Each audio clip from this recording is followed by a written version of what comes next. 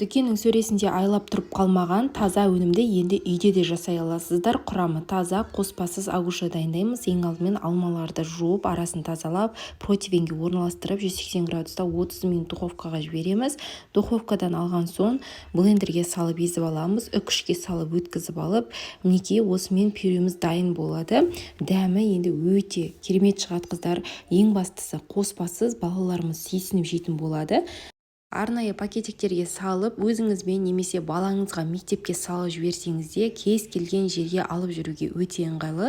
Осы тұрғанда қызым бірден 3 танасын жеп алды. Реакциясын енді видеодан да көріп тұрсыздар деп ойлаймын. Жасап көріңіздер, өте дәмді болып шығады.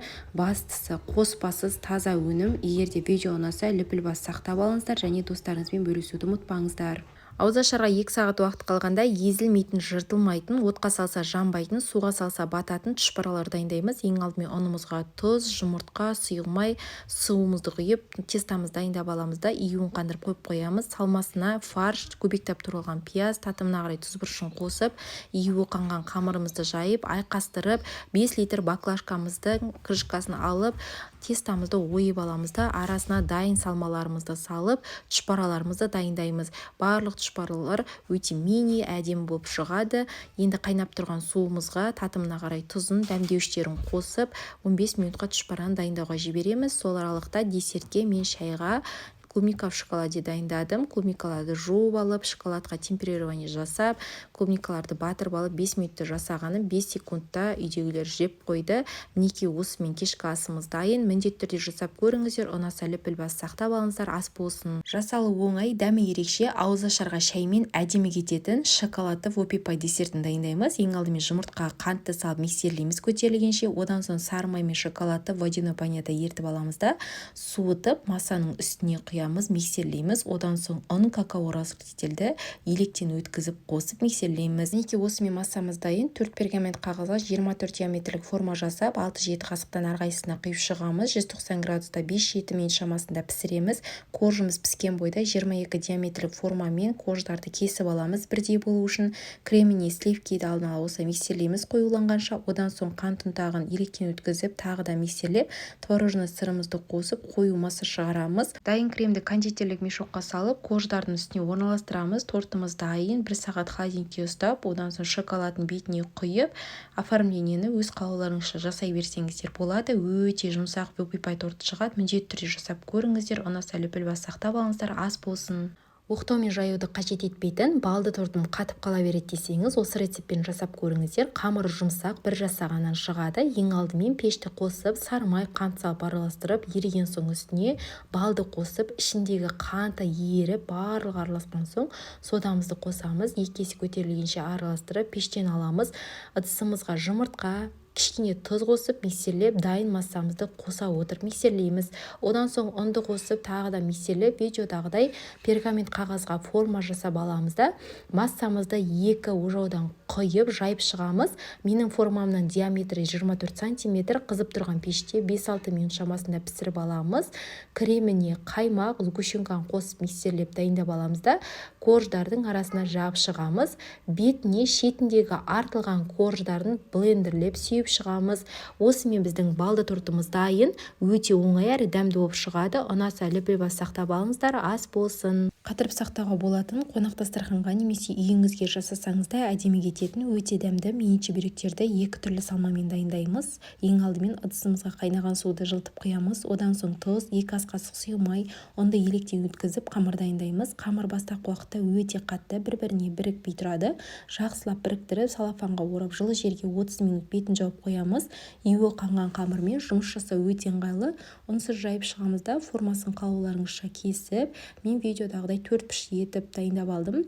Салафанға артық қамырларды салып алып, шетінен арасына салмасын сала отырып бүктейміз. Бірінші салмасына картоптан пюре тәрізді етіп дайындадым. Екінші қамырды өте жұқа етіп жайып алып, алдын ала дайындап алған етті салманы салып дайындадым. Қызып тұрған майға чебуректердің үстіне майды құя отырып қызартып пісіріп аламыз. Сіздерге кениялық байсти қара шайын ішуді кеңес беремін. Құрамы бояғышсыз, қоспасыз табиғи шайдың бірі. Осымен чебуректер дайын, жасап көріңіздер, ас болсын. Үйдегілерге шашлик дайындап берем, кешкі асқа күтіңдер деген ғой. Сөйтсем, олар кәдімгідей мангалда пісетін шашликті күтіп отыр екен. Бірақ мен дәл мангалда піскен шашликтан кем емес, фарштан өте дәмді, сочный болып шығатын шашлик дайындап бердім. Ең алдымен фаршымыздың үстіне ұсақтап туралған пияз бен болгар бұрышын, ерітілген нанды, татымына қарай тұз бұрышын және де бір шай қасық жұмсақ болу үшін соданы қосамыз да барлығын жақсылап араластырамыз. Ұзынша таяқшаларға форма жасап, табақтың үстіне пергамент қағазын төсеп, шашлықтарымызды орналастырамыз. 200 градуста 30 минутта пісіріп аламыз. Мінекей, осымен біздің шашлықтарымыз дайын, өте дәмді болып шығады. Міндетті түрде сіздер де дайындап көріңіздер, ұнайтынына сенімдімін. Егер де рецепт ұнаса, парақшама тіркеліп, лүпіл басып қоюды ұмытпаңыздар. Ас болсын. Таңғы асты әдемі дайындасаңыз, көңіл күйлеріңіз де әдемі өтетінін білдіңіздер ма?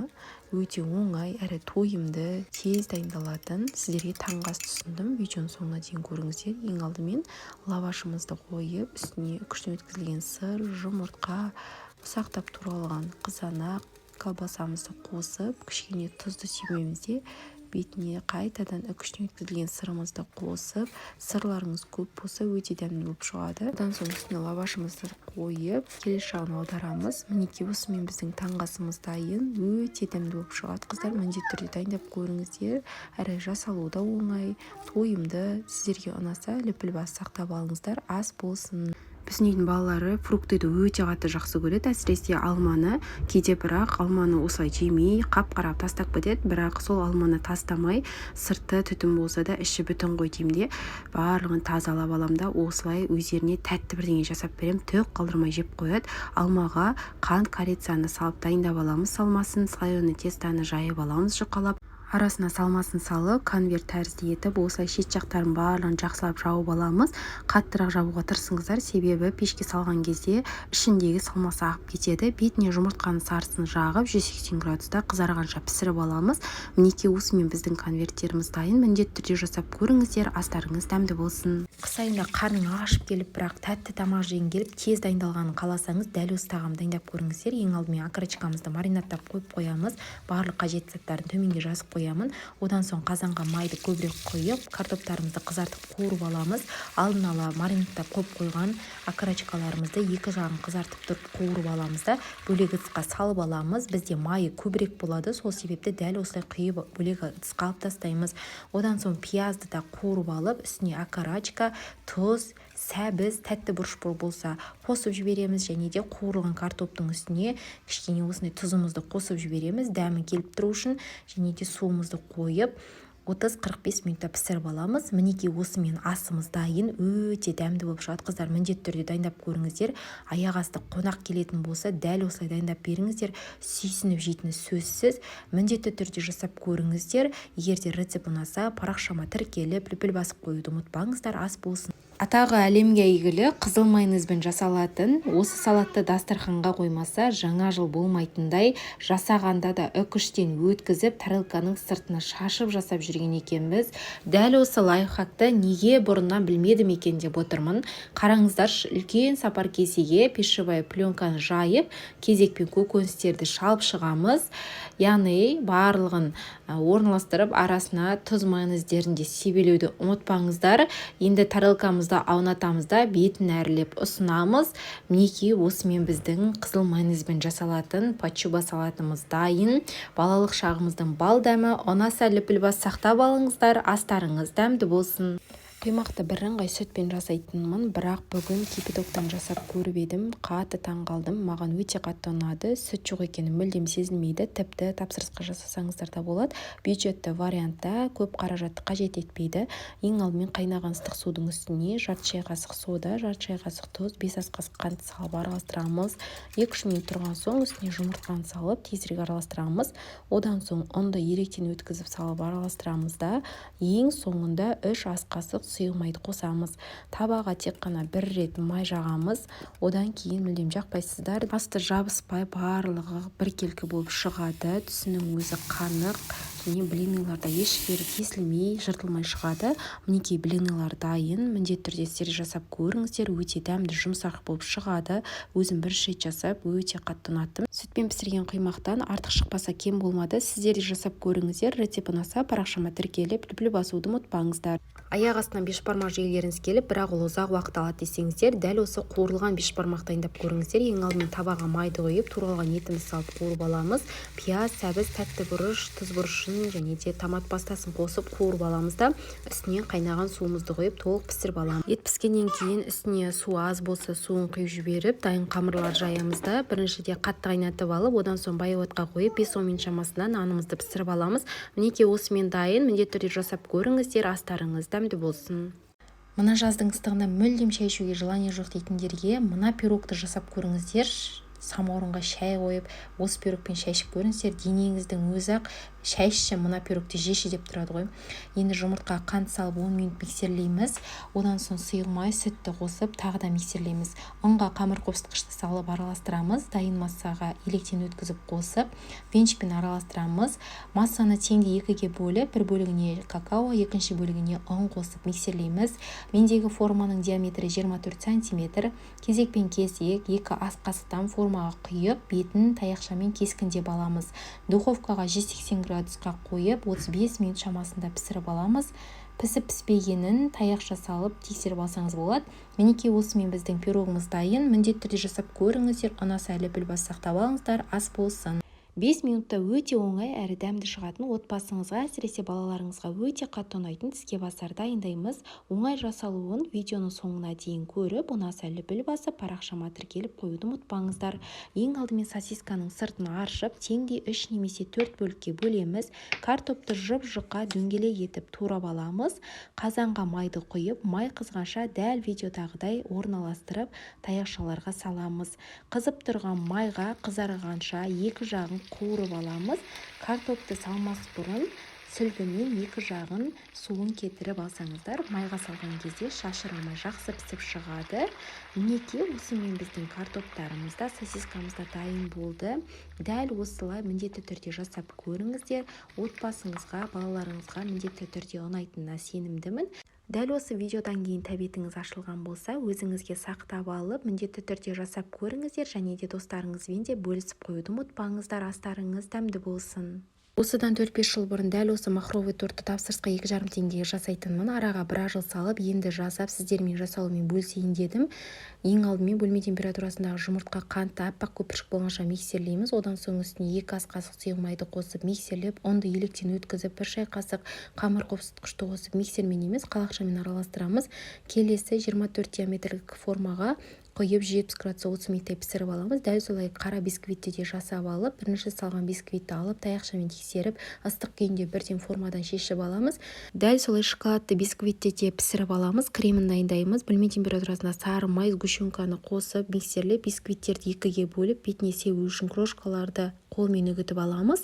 Енді видеодағыдай орналастырып, бетіне бисквиттің астыңғы жағын төңкеріп қоямыз. Сонда бисквит теп-тегіс болып шығады.